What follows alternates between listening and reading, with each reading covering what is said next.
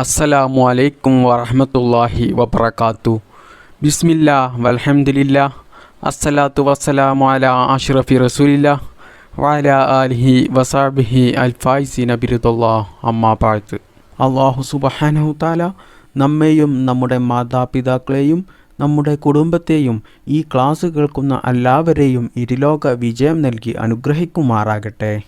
ഒരുപാട് ആളുകൾ പല മുറാദുകളും പറഞ്ഞ് വലിയ വിഷമത്തോടു കൂടിയും വലിയ സങ്കടത്തോടു കൂടിയും അവർ പ്രത്യേകം ദുആ ചെയ്യാൻ വേണ്ടി വസിയത്ത് ചെയ്തിട്ടുണ്ട്.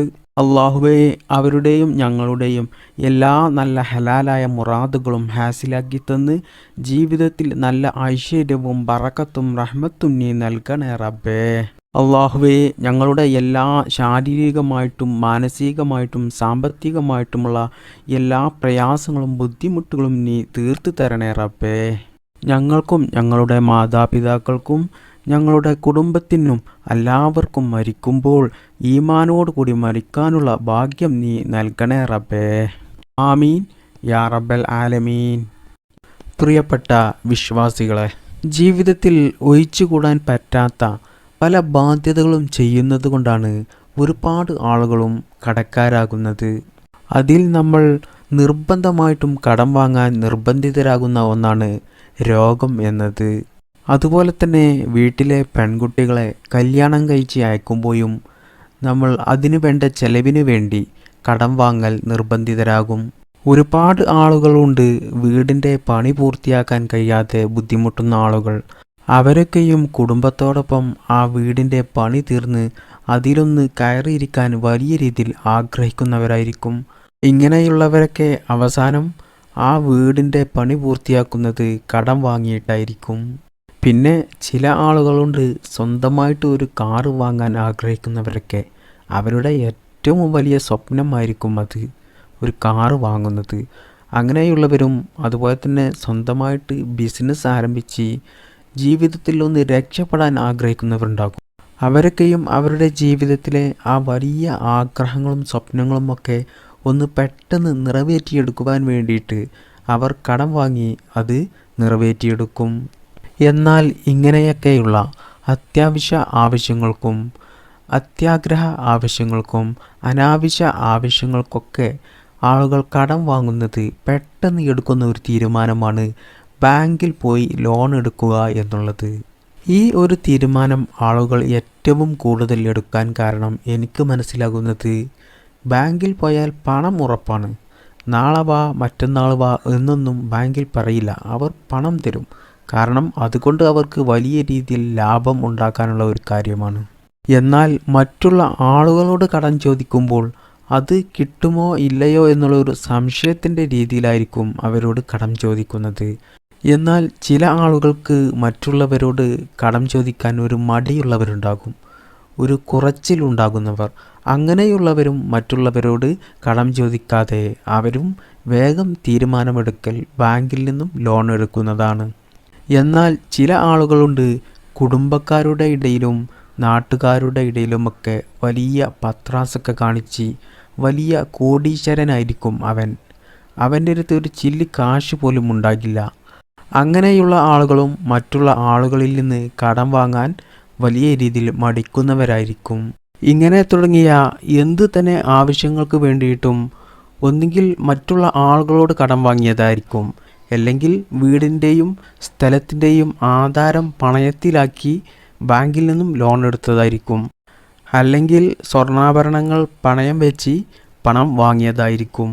എന്നാൽ ഒരുപാട് ആളുകളും ആ സമയത്തെ ആവശ്യത്തിന് വേണ്ടിയിട്ട് അവർക്ക് ആ സമയം ആ ആവശ്യം നടന്നു കിട്ടിയാൽ മതി.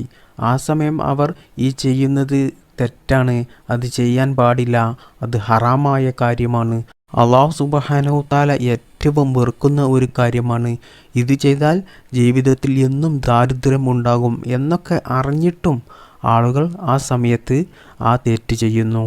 എന്നാൽ ബാങ്കിൽ നിന്നും ആളുകൾ ലോൺ എടുത്ത സമയത്ത് വലിയ സന്തോഷമായിരിക്കും അവർക്കുണ്ടാകുക. ഇനി വേഗം വീടിൻ്റെ പണി തീർക്കാം, അല്ലെങ്കിൽ നല്ല ഒരു കാറ് വാങ്ങാം, അല്ലെങ്കിൽ നല്ല ഒരു ബിസിനസ് തുടങ്ങി അതിൽ നിന്നും കിട്ടുന്ന ലാഭം കൊണ്ട് ബാങ്കിലെ അടവ് മാസം മാസം അടച്ചു തീർക്കാം എന്നൊക്കെ വലിയ സന്തോഷമായിരിക്കും അവർക്ക്. എന്നാൽ പ്രിയപ്പെട്ട മുഅ്മിനീങ്ങളെ, നിങ്ങൾ ഒരു കാര്യം മനസ്സിലാക്കുക. ആ പണം കൊണ്ട് നിങ്ങൾ എന്ത് തന്നെ ചെയ്തോ, എന്ത് വാങ്ങിയോ, എന്ത് ഭക്ഷിച്ചോ, അതിലൊന്നും ബറക്കത്ത് ഉണ്ടാകില്ല. നിങ്ങൾ ആ പണം കൊണ്ട് പണി പൂർത്തിയാക്കുന്ന വീട്ടിലും വാഹനത്തിലും അല്ലെങ്കിൽ നിങ്ങൾ തുടങ്ങുന്ന ബിസിനസ് സ്ഥാപനങ്ങളിലും ഒരു ബറക്കത്തും ഉണ്ടാകില്ല. എന്നും അതിൽ പരാജയം മാത്രമേ ഉണ്ടാവുകയുള്ളൂ. എന്നും ദാരിദ്ര്യം നിലനിൽക്കും. അതുകൊണ്ട് പ്രിയപ്പെട്ട മുഅ്മിനീങ്ങളെ, ഇങ്ങനെയുള്ള പലിശ വാങ്ങുന്നത് നിങ്ങൾ ഒഴിവാക്കണം. എന്നാലേ ജീവിതത്തിൽ വിജയിക്കുകയുള്ളൂ.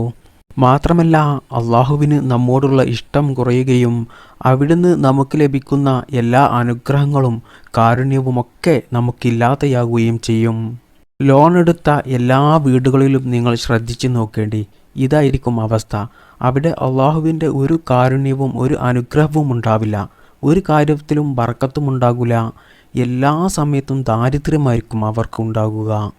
അതായത് ഈ ലോൺ എടുക്കുന്നതിൻ്റെ വലിയ ഒരു ദോഷം, എല്ലാ മാസവും കിട്ടുന്ന ശമ്പളത്തിൻ്റെ വലിയൊരു തുക ഈ ലോണിലേക്ക് തന്നെ മാറ്റിവെക്കേണ്ടി വരും. അത് ഇനി അടവ് അടക്കാൻ കഴിയാതെ തെറ്റിപ്പോയാലോ? അത് ഒരു ചെറിയ ശമ്പളക്കാരെ സംബന്ധിച്ചിടത്തോളം അത് അവർക്കൊരു വലിയ ഭാരമായി തീരും. അടവ് തെറ്റുന്തോറും പലിശ ഇരട്ടിയായി പിന്നീട് വലിയ ഒരു കടബാധ്യസ്ഥരാകും അവർ. മാത്രമല്ല, കിട്ടുന്ന ശമ്പളത്തിൻ്റെ ഭൂരിഭാഗം പണവും ബാങ്കിലെ അടവിലേക്ക് പോകുന്നത് കൊണ്ട് തന്നെ വീട്ടിലെ മറ്റുള്ള ചിലവുകൾക്ക് തികയാതെ വരും. നമുക്കറിയാമല്ലോ, ഇപ്പോഴത്തെ കാലഘട്ടത്തിൽ ഒരു വീട്ടിൽ ഒരു കുടുംബത്തിന് ചിലവ് കഴിഞ്ഞു പോകണമെങ്കിൽ എത്ര പണം വേണ്ടിവരും എന്നുള്ളത്. അത് ഇനി ആർക്കെങ്കിലും കുടുംബത്തിൽ ഒരു രോഗം വന്നാൽ പിന്നീട് പറയും വേണ്ടി വരില്ല. വലിയ ദാരിദ്ര്യത്തിൻ്റെ അടിയിലേക്ക് പോകും. എങ്ങനെയായാലും വീട്ടിലെ ചിലവ് എന്തായാലും കഴിഞ്ഞു പോകണമല്ലോ. അങ്ങനെ വരുമ്പോഴാണ് മറ്റുള്ള ആളുകളിൽ നിന്നും കടം വാങ്ങാൻ ഇടയാകുന്നത്. അപ്പോഴും നിങ്ങൾ നോക്കൂ, കടം അധികരിക്കുകയാണ്. നമ്മുടെ കടം വീടുകയല്ല. അതാണ് പലിശ ഉപയോഗിക്കുന്നത് കൊണ്ടുള്ള നമുക്ക് ഏറ്റവും വലിയ ദോഷം. പലിശ ഉപയോഗിക്കുന്നവർക്ക് അല്ലാഹു സുബ്ഹാനഹു തആല എന്നും ദാരിദ്ര്യമായിരിക്കും കൊടുക്കുക. അതുകൊണ്ടാണ് കടം അധികരിച്ചിങ്ങനെ വരുന്നത്. അതോടെ ആ വീട്ടിലെ സ്വസ്ഥതയും സന്തോഷവും സമാധാനവും എല്ലാം നഷ്ടപ്പെടുകയും ചെയ്യും. ഇതിനൊക്കെ കാരണക്കാരൻ വില്ലനായിട്ട് നിൽക്കുന്നത് പലിശയാണ്. എന്നാൽ ജീവിതത്തിൽ തെറ്റ് ചെയ്യാത്തവരായിട്ട് ആരും തന്നെ ഉണ്ടാവില്ല.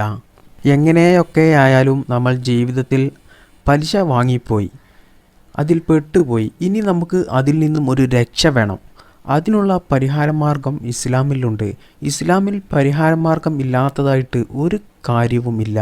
നമ്മൾ ചെയ്യേണ്ടത്, നമ്മൾ ചെയ്ത തെറ്റ്, പലിശ വാങ്ങിയത്, ഇനി ജീവിതത്തിൽ ഒരിക്കലും അത് ചെയ്യില്ല എന്ന് ഉറപ്പ് വരുത്തി നമ്മൾ ആ തെറ്റിൽ നിന്നും പിന്മാറുകയാണ് വേണ്ടത്. അങ്ങനെയുള്ളവരെ അല്ലാഹു സുബ്ഹാനഹു തആല ദുനിയാവിലും ആഖിറത്തിലും വിജയിപ്പിക്കുന്നതാണ്. അപ്പോൾ പ്രിയപ്പെട്ട മുഅ്മിനീങ്ങളെ, ജീവിതത്തിൽ പലിശ വാങ്ങിയവർ ആദ്യം ചെയ്യേണ്ടത് തൗബയാണ്. തൗബ ചെയ്ത് ആ തെറ്റിൽ നിന്നും മടങ്ങണം. മാത്രമല്ല, നമ്മൾ ഇസ്തിഗ്ഫാറിനെ ധാരാളം അധികരിപ്പിക്കുകയും വേണം. അതിൻ്റെ കൂടെ ഞാൻ ഈ പറഞ്ഞു തരുന്ന അള്ളാഹുവിൻ്റെ 99 നാമങ്ങളിൽപ്പെട്ട ഈ ഇസ്മും കൂടി നിങ്ങൾ ചൊല്ലിയാൽ ഇൻഷാ അല്ലാഹ് നിങ്ങളുടെ എത്ര വലിയ കടമാണെങ്കിലും, എത്ര തന്നെ കോടിക്കണക്കിന് രൂപ കടമുണ്ടെങ്കിലും അല്ലാഹു സുബ്ഹാനഹു തആല അത് വീട്ടാനുള്ള നല്ല ഹലാലായ വഴികൾ നിങ്ങൾക്ക് കാണിച്ചു തരുന്നതാണ്. അപ്പോൾ അതിനുവേണ്ടി നമ്മൾ ചൊല്ലേണ്ട ഇസ്മ ഇതാണ്: യാ ബർറു യാ അല്ലാഹ്. ഗുണം ചെയ്യുന്നവൻ, ഉപകാരം ചെയ്യുന്നവൻ എന്നൊക്കെയാണ് ഇതിൻ്റെ അർത്ഥം വരുന്നത്. ഈ ഇസ്മ കടമുള്ള എല്ലാവരും എല്ലാ ദിവസവും നിങ്ങൾ 700 പ്രാവശ്യം ഈ ഇസ്മ ചൊല്ലുക.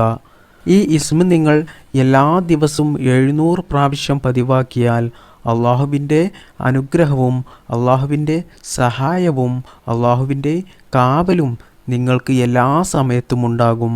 അതുകൊണ്ട് തന്നെ അള്ളാഹുവിൻ്റെ സഹായം ഉള്ളത് കൊണ്ട് തന്നെ നിങ്ങളുടെ എല്ലാ കടവും വീട്ടാനുള്ള നല്ല ഹലാലായ മാർഗങ്ങൾ അല്ലാഹു സുബ്ഹാനഹു തആല നിങ്ങൾക്ക് നൽകും. മാത്രമല്ല, അവൻ്റെ ജീവിതത്തിൽ അല്ലാഹു സുബ്ഹാനഹു തആല എല്ലാ ഉപകാരങ്ങളും ഗുണങ്ങളും അനുഗ്രഹങ്ങളും അവനിക്ക് നൽകുന്നതാണ്. അവന് സാമ്പത്തികമായിട്ട് നല്ല ഉയർച്ച ഉണ്ടാകുവാൻ അല്ലാഹു സുബ്ഹാനഹു തആല അവനിക്ക് നല്ല ജീവിത സാഹചര്യം അവനിക്ക് ഒരുക്കി കൊടുക്കും. മാത്രമല്ല ഈ ഇസ്മ എല്ലാ ദിവസവും പതിവാക്കുന്ന ആളുകൾക്ക് ജനങ്ങളുടെ ഇടയിൽ നല്ല സ്വാധീനവും അംഗീകാരവും ഇഷ്ടവും അവർക്ക് ലഭിക്കുന്നതാണ്. അപ്പോൾ പ്രിയപ്പെട്ട മുഅ്മിനീങ്ങളെ, നമുക്ക് ദുനിയാവിലും ആഖിറത്തിലും ഒരുപാട് നേട്ടങ്ങളും ഗുണങ്ങളും ലഭിക്കുന്ന യാ ബറു യാ അല്ലാഹ് എന്ന ഈ അള്ളാഹുവിൻ്റെ പരിശുദ്ധമായ ഈ നാമം എല്ലാവരും എല്ലാ ദിവസവും ധാരാളം പതിവാക്കുക. അല്ലാഹു സുബ്ഹാനഹു തആല നമുക്ക് അതിന് തൗഫീക്ക് ചെയ്യട്ടെ. ആമീൻ ബിറഹ്മതിക യാ അർഹമർ റാഹിമീൻ. അസ്സലാമു അലൈക്കും വറഹ്മത്തുള്ളാഹി വബറകാതുഹു.